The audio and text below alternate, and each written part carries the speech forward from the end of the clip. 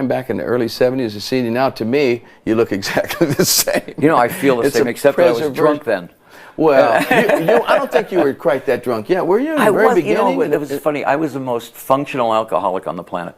You never knew I was drunk. No, not in the beginning. I was Dean Martin. Yeah, I mean, I was that golden buzz that kind of went on. I came up with the Jimi Hendrixes and the Jim Morrisons. They were our big brothers. Yeah. And you had to drink with them. You couldn't just sit there and, you know, have a Coke. You had to drink with these guys. Yeah. And they all died at 27 years old. I mean, you know. So crazy. You've been sober for how long? 32 years.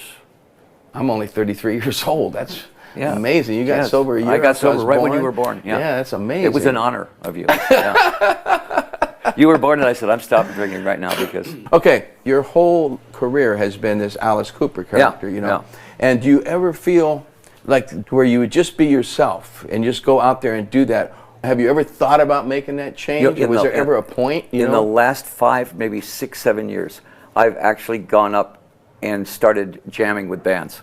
Whereas I never did that before. Never went up without my makeup on, never went out, you know, on stage. There's 2 different people there. There's the character I developed, who is Alice, you know, and he's got his own personality, he's got his own sense of humor, he's got his own persona, and I become him up there. But let's say me and you go up and play rock and roll with a band. No, I'm Levi's and this. I come from a bar. I played in bars much longer than anybody thinks. I was for 6, 7 years. All good bands started in little dumpy bars, playing 4 sets a night, and that's how you get good.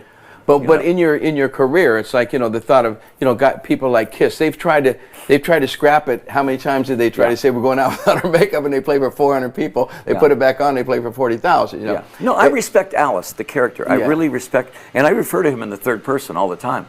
You know, when Shep and I are right now. Yeah, right, we talk about Shep and I talk about Alice. They said, "Well, would Alice wear that?" I go, "I don't think so." You know, or would Alice say that? My kids, when my kids were growing up, the video would come on, and they would go, "Oh, look, Alice is on," and I would go, awesome. "Oh yeah, look." They know I play Alice, but they've never seen Alice at home. Something else that I've always been tripped out on you was that you was such a villain. You know, me growing up. I mean, we're the same age, but I like say you made it before me, so I'm looking up to you like, wow, look at this guy. I mean, I didn't know if you were real or not. I thought you were probably real. As a matter of fact, I thought this guy's really a freaking evil bastard, you know, here. And then all of a sudden you show up on the Hollywood Squares, and I did not like that. Well, a lot of fans didn't like it. What it was I said it freaked me out. I love to put Alice in places he didn't belong. So I purposely did Hollywood Squares. I did hanging out with Groucho Marx. Yeah, I love Groucho Marx. Taking pictures